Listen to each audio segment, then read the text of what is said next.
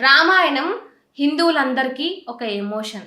ఎంత భక్తితో చూస్తారో ఆ రామాయణం విషయంలో ఏమైనా అటు ఇటుగా ఉన్నవి లేనట్టు, లేనివి ఉన్నట్టు కల్పించినా గూడా అంతే రివర్స్ అయితారు. అంతే తిరుగుబాటు చేస్తారు. 'ఆదిపురుష్' సినిమా వచ్చిన తర్వాత చాలా ఎక్స్‌పెక్టేషన్స్ ఉండే 'ఆదిపురుష్' సినిమా మీద.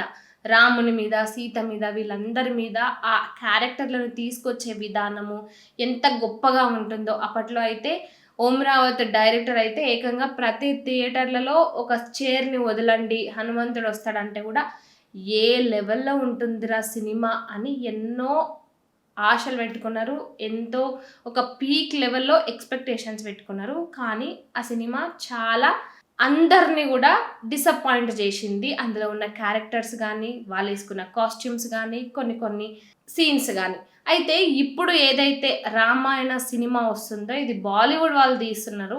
అయితే దీని మీద కూడా చాలా వరకు కాంట్రవర్సీ నడుస్తుంది. అదేందంటే రామాయణ సినిమాని ఉన్నది ఉన్నట్టుగా తీయండి. లేదంటే ఊకోండి. అంతేగాని సీన్‌లను, క్యారెక్టర్‌లను, పాత్రలను వీటన్నిటిని వక్రీకరించకండి. ఏది కూడా చేంజ్ చేయకండి. ఎందుకంటే ఇది ఫిక్షనల్ మూవీ కాదు.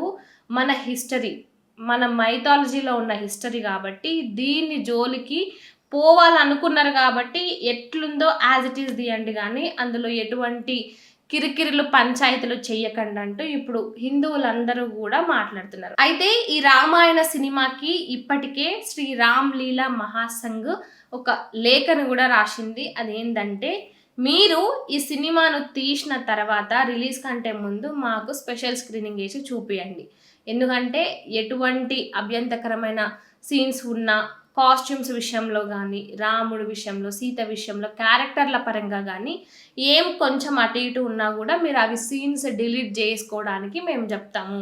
మేము చూసిన తర్వాతనే మీరు పబ్లిక్ అందరికీ కూడా ఈ సినిమాని రిలీజ్ చేయాలి. లేదంటే స్పెషల్ స్క్రీనింగ్‌కి ఒప్పుకోకపోతే మేము దీని మీద దేశవ్యాప్తంగా పెద్ద ఎత్తున నిరసనలు చేస్తాము. ఎందుకంటే ఆల్రెడీ 'ఆదిపురుష్' సినిమాతో మేము ఎంత డిసప్పాయింట్ అయినామో కాబట్టి హిందూ సనాతన ధర్మం మీద ఎటువంటి ఫేక్‌వి చెప్పాలన్నా, ముఖ్యంగా హిందువుల మనోభావాలు దెబ్బ తీయకుండా ఉండేలాగానే సినిమా ఉండాలి గానీ వాళ్ళ మనోభావాలు దెబ్బ తినేలా ఉండకూడదు అనే ఒక మెయిన్ ఉద్దేశంతోనే ఈ స్పెషల్ స్క్రీనింగ్‌కి ఈ సినిమా టీంకి ఏదైతే లేఖను కూడా రాసిర్రు.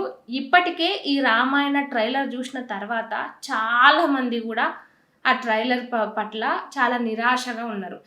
ఇక్కడ రావణ్ క్యారెక్టర్ తప్ప మిగతా ఎవ్వరి క్యారెక్టర్లకు కూడా వాళ్ళు కరెక్ట్గా అసలు కుదరనే లేదు. ఇటు సాయి పల్లవి సీతాదేవిగా కొంతమందికి నచ్చింది కానీ చాలామందికి సీతాదేవికి ఎంత కరుణ, ఆ జాలి, ఆ ధైర్యం అవన్నీ ఏవైతే ఉంటాయో అవన్నీ కూడా ఈ సాయి పల్లవిలో కనిపించడం లేదు. సీతాదేవికి ఈమె కరెక్ట్ కాదు అనే విమర్శలు వస్తున్నాయి. ఆమెను సోషల్ మీడియాలలో ట్రోలింగ్స్ కూడా చేస్తున్నారు. ఆమె కంటే ఆమె పక్కన ఉన్న ఆమెనే ఇంకా సీతమ్మ లాగుంది, ఈమె సీతమ్మకు సేమ్ సరిపోదు, అసలు ఈమెకి క్యారెక్టర్ సెట్టే అవ్వలేదంటూ కూడా సాయి పల్లవిని కొంతమంది ట్రోల్ చేస్తున్నారు. ఇంకొంతమంది ఏమో సాయి పల్లవి సీతాదేవి లాగా బాగుందని ఇంకొంతమంది అంటుర్రు. ఇక డబ్బింగ్ విషయానికి వచ్చేసరికి రాముడిగా రణబీర్ కపూర్ అస్సలకే సెట్ కాలేదు. అసలు రాముడికి ఉండే రాజసం ఏంది, ఆ మాటల్లో కూడా ఉండే ఆ రాజసం ఇవేవి కూడా రణబీర్లో కనిపించడం లేదు. డబ్బింగ్ కూడా ఏం మంచిగా లేదు. అసలు ఆ లిప్ సింక్ కూడా కరెక్ట్గా లేదు. ఇవి పక్కన పెడితే రామాయణం ఎప్పుడు జరిగింది? త్రేతాయుగంలో జరిగింది. మరి అప్పటికి కొంచెం ఈ మోడర్న్ చీరలు, హెయిర్ స్టైల్స్ ఉన్నాయా? లేకున్నాయి కదా. మరి కైకేయిని చూపించడంలో మోడర్న్ శారీలో హెయిర్ స్టైల్ అవన్నీ కూడా అంటే ఉన్నవి ఉన్నట్టు చూపించకుండా కొంచెం దానికి కలర్లు యాడ్ చేసి కొంచెం స్టైల్ని యాడ్ చేయాల్సిన అవసరం ఏముంది? అది ఫిక్షనల్ స్టోరీ కాదు కదా, రామాయణ ఇతిహాసం కదా, అందులో ఇవన్నీ ఎక్స్ట్రావి ఎందుకు అని ఒక క్వశ్చన్.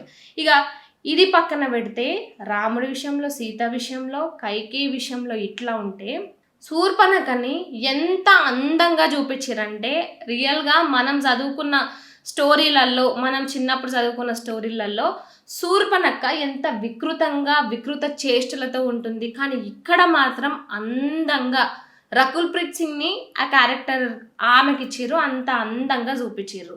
అసలు రామాయణంలో ఎక్కడ ఉంది సీతాదేవి శూర్పణఖ ముందు రాముడిని టీజ్ చేయడము, అది ఎక్కడా కూడా లేదు. మరి ఈ లేనివి ఎందుకు ఇందులో యాడ్ చేస్తున్నారు? ఇలాంటివి ఉంటాయనే ఈ హిందూ మహాసంఘ్ వాళ్ళు ఇలాంటి సీన్స్ ఉంటాయి, ఈ విధంగా చేస్తారు డ్రెస్సింగ్ విషయంలో కానీ ప్రతి దాంట్లో ఇలాంటివి ఉంటాయి కాబట్టి మేము ఫస్ట్ చూస్తాము, దాని తర్వాత మేము అప్రూవ్ చేసినాకనే మీరు అది సినిమాని పబ్లిక్లో రిలీజ్ చేయండి, లేదంటే లేదు అని కండిషన్లు పెడుతున్నది ఇందుకోసమే. రామాయణ ఇతిహాసాల విషయంలో ఇలా ఉన్నవి లేనట్టు లేనివి ఉన్నట్టు క్రియేట్ చేసుకుంటూ ఆ రామాయణాన్నే ఆల్రెడీ రామాయణం చదివిన వాళ్ళకు, అప్పటి కాలం వాళ్ళకు, పాతకాలం వాళ్ళకు రామాయణం అనేది ఏందనేది ఒక క్లారిఫికేషన్ ఉంటుంది. కానీ ఇప్పుడు చూస్తున్న వాళ్ళకి, ఈ సినిమాల ద్వారా చూస్తున్న వాళ్ళకి రామాయణం అంటే ఇదేనేమో అన్నట్టుగా అనుకుంటారు. కాబట్టి ఇట్లా ఉండొద్దు. సీతాదేవి రామాయణంలో ఎక్కడ కూడా యుద్ధం చేయలేదు, కానీ ఇందులో యుద్ధం చేస్తున్నట్లు చూపించారు. ఆమె ధైర్యశాలినే కాదనము, కానీ వాల్మీకి రచించిన రామాయణంలో సీతాదేవి యుద్ధం ఎక్కడ చేస్తుంది? చేస్తలేదు కదా.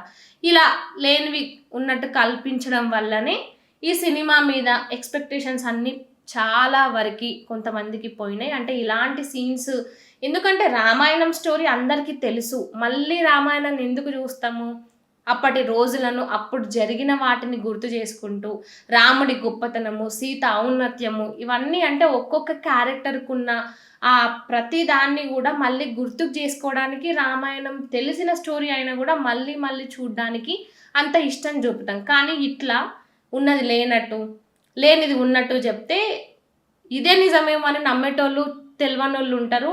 అసలు ఇది కాదు కదా అసలైన రామాయణం అని అనుకొని కొట్లాడేటోళ్ళు కూడా ఉంటారు. అట్లా అందుకే ఆదిపురుషులో జరిగింది ఇప్పుడు రామాయణ విషయంలో జరగకూడదని దీని మీద చాలా వరకు కండిషన్స్ హిందూ మహాసంఘ్ వాళ్ళు పెడుతున్నారు. అది పెట్టడంలో తప్పు లేదు. ఎందుకంటే సనాతన ధర్మాన్ని కించపరిచే విధంగా, మనోభావాలు దెబ్బతినే విధంగా సినిమాలు ఉండకూడదు. ముఖ్యంగా ఈ రామాయణం, ఇతిహాసం, మహాభారతం ఇలాంటి సినిమాల స్టోరీలు తీసుకున్నప్పుడు వాటిని ఎట్లున్నాయో అట్లనే యాజ్ ఇట్ ఈజ్ తీయాలి. కానీ కాస్ట్యూమ్ విషయంలో కానీ, క్యారెక్టర్ల విషయంలో కానీ, సీన్స్ విషయంలో కానీ ఎటువంటివి యాడ్ చేయడము, ఉన్నవి తీసేయడం మాత్రం అస్సలు చేయొద్దు.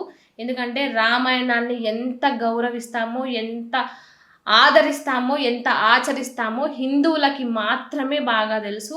దీన్ని ఏదో సినిమా కోసము, డబ్బుల కోసము ఇన్ని కోట్లు పెట్టి అన్ని కోట్లు పెట్టి, అసలు ఈ బాలీవుడ్ వాళ్ళు నార్మల్ సినిమాలే అంతంతగా ఉంటాయి. ఇలాంటి ఇతిహాసాలను తీసుకుంటున్నప్పుడు కాస్త జాగ్రత్త వహించి తీసుకుంటే బాగుంటుంది. ఎందుకంటే రాజమౌళి సినిమా స్టాండర్డ్స్ని తెలుగు ప్రేక్షకులకి ఏ విధంగా సెట్ చేసిండంటే, ఒక బాహుబలి, సలార్ ఇలాంటివి మనం చూసినాం. కాబట్టి అది ఫిక్షనల్ స్టోరీ అవ్వకపోయినా మన రామాయణ ఇతిహాసమైనా దాన్ని తీసే విధానంలో తప్పులు ఉండొద్దు, ఎటువంటి యాడింగ్లు ఉండొద్దు. ఎట్లున్నది అట్లే తీస్తేనే ఇక్కడ వాళ్ళంతా కూడా ఆదరిస్తారు.